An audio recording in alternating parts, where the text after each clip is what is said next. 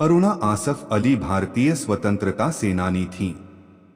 उन्हें 1942 में भारत छोड़ो आंदोलन के दौरान मुंबई के गोवालिया मैदान में कांग्रेस का झंडा फहराने के लिए हमेशा याद किया जाता है।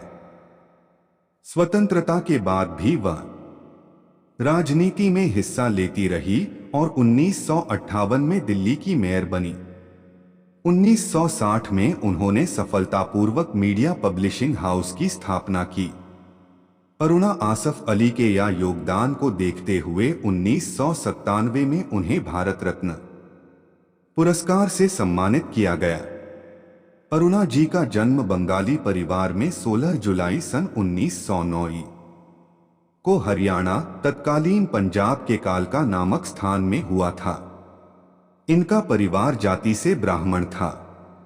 इनका नाम अरुणा गांगुली था। अरुणा जी ने स्कूली शिक्षा नैनीताल में प्राप्त की थी। नैनीताल में इनके पिता का होटल था। यह बहुत ही कुशाग्र बुद्धि और पढ़ाई लिखाई में बहुत चतुर थीं। बाल्यकाल से ही कक्षा में सर्वोच्च स्थान पाती थीं। बचपन में ही उन्होंने अपनी बुद्धिमत्ता और चतुरता की धाक जमा दी थी। लाहौर और नैनीताल से पढ़ाई पूरी करने के बाद वह शिक्षिका बन गई और कोलकाता के गोखले मेमोरियल कॉलेज में अध्यापन कार्य करने लगी। अरुणा जी ने 1930, 1932 और 1941 के व्यक्तिगत सत्याग्रह के समय जेल की सजाएं भोगी। उनके ऊपर जयप्रकाश नारायण, राम मनोहर लोहिया, अच्युत पटवर्धन जैसे समाजवादियों के विचारों का अधिक प्रभाव पड़ा। इसी कारण 1942 के भारत छोड़ो आंदोलन में अरुणा जी ने अंग्रेजों की जेल में बंद होने के बदले भूमिगत रहकर अपने अन्य साथियों के साथ आंदोलन का नेतृत्व करना उचित समझा। गांधी जी आदि नेताओं की गिरफ्तारी के तुरंत बाद मुंबई में विरोध सभा आयोजित करके विदेशी सरकार को खुली चुनौती देने वाली वे प्रमुख महिला थीं। फिर गुप्त रूप से उन कांग्रेस जनों का पथ प्रदर्शन किया जो जेल से बाहर रह सके थे। राजनीतिक और सामाजिक जीवन। परतंत्रता में भारत की दुर्दशा और अंग्रेजों के अत्याचार देखकर विवाह के उपरांत श्रीमती अरुणा आसफ अली स्वतंत्रता संग्राम में सक्रिय भाग लेने लगी। उन्होंने महात्मा गांधी और मौलाना अबुल कलाम आजाद की सभाओं में भाग लेना प्रारंभ कर दिया। वह इन दोनों नेताओं के संपर्क में आईं और उनके साथ कर्मठता से राजनीति में भाग लेने लगी। वे फिर लोकनायक जयप्रकाश नारायण, राम मनोहर लोहिया और अच्युत पटवर्धन के साथ कांग्रेस सोशलिस्ट पार्टी से संबद्ध हो गईं। चूंकि आसफ अली स्वतंत्रता संग्राम से पूरी तरह से जुड़े हुए थे, इसीलिए शादी के उपरांत अरुणा आसफ अली भी उनके साथ इस मुहिम में जुड़ गईं। वर्ष 1930 में नमक सत्याग्रह के दौरान उन्होंने सार्वजनिक सभाओं को संबोधित किया और जुलूस निकाला। ब्रिटिश सरकार ने उन पर आवारा होने का आरोप लगाया और उन्हें 1 साल जेल की सजा सुनाई। गांधी-इरविन समझौते के अंतर्गत सभी राजनैतिक बंदियों को रिहा कर दिया गया, पर अरुणा को मुक्त नहीं किया गया। परंतु जब उनके पक्ष में एक जन आंदोलन हुआ तब ब्रिटिश सरकार को उन्हें छोड़ना पड़ा। उन्हें 1932 में पुनः बंदी बना लिया गया और तिहाड़ जेल में रखा गया।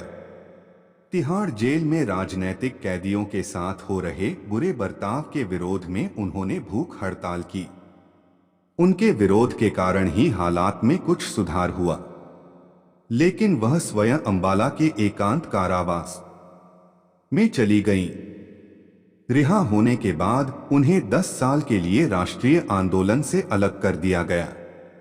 वर्ष 1942 में उन्होंने अपने पति के साथ बॉम्बे के कांग्रेस अधिवेशन में भाग लिया, जहां पर 8 अगस्त को ऐतिहासिक अंग्रेजों भारत छोड़ो प्रस्ताव पारित हुआ। प्रस्ताव पारित होने के एक दिन बाद जब कांग्रेस के नेताओं को गिरफ्तार किया गया, तब अरुणा ने बॉम्बे के गौलिया टैंक मैदान में ध्वजारोहण कर आंदोलन की अध्यक्षता की। उन्होंने आंदोलन में एक नया जोश भर दिया। वह भारत छोड़ो आंदोलन में पूर्ण रूप से सक्रिय हो गईं और गिरफ्तारी से बचने के लिए भूमिगत हो गईं। उनकी संपत्ति को सरकार द्वारा जब्त करके बेच दिया गया। सरकार ने उन्हें पकड़ने के लिए 5,000 रुपए की घोषणा भी की। इस बीच वह बीमार पड़ गईं और यह सुनकर गांधी जी ने उन्हें समर्पण करने की सलाह दी। जेल यात्रा अरुणा जी ने 1930, 1932 और 1941 के व्यक्तिगत सत्याग्रह के समय जेल की सजाएं भोगी। उनके ऊपर जयप्रकाश नारायण, डॉक्टर राम मनोहर लोहिया, अच्युत पटवर्धन जैसे समाजवादियों के विचारों का अधिक प्रभाव पड़ा। इसी कारण 1942 के भारत छोड़ो आंदोलन में अरुणा जी ने अंग्रेजों की जेल में बंद होने के बदले भूमिगत रहकर अपने अन्य साथियों के साथ आंदोलन का नेतृत्व करना उचित समझा। गांधी जी आदि नेताओं की गिरफ्तारी के तुरंत बाद मुंबई में विरोध सभा आयोजित करके विदेशी सरकार को खुली चुनौती देने वाली वे प्रमुख महिला थीं। फिर गुप्त रूप से उन कांग्रेस जनों का पथ प्रदर्शन किया जो जेल से बाहर रह सके थे। मुंबई, कोलकाता, दिल्ली आदि में घूम घूम कर पर पुलिस की पकड़ से बचकर लोगों में नव जागृति लाने का प्रयत्न किया। लेकिन 1942 से 1946 तक देश भर में सक्रिय रहकर भी वे पुलिस की पकड़ में नहीं आईं। 1946 में जब उनके नाम का वारंट रद्द हुआ तभी वे प्रकट हुई। सारी संपत्ति जब्त करने पर भी उन्होंने आत्मसमर्पण नहीं किया। निधन अरुणा आसफ अली वृद्धावस्था में बहुत शांत और गंभीर स्वभाव की हो गई थीं।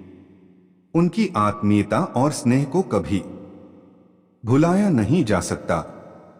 वास्तव में वे महान देशभक्त थीं।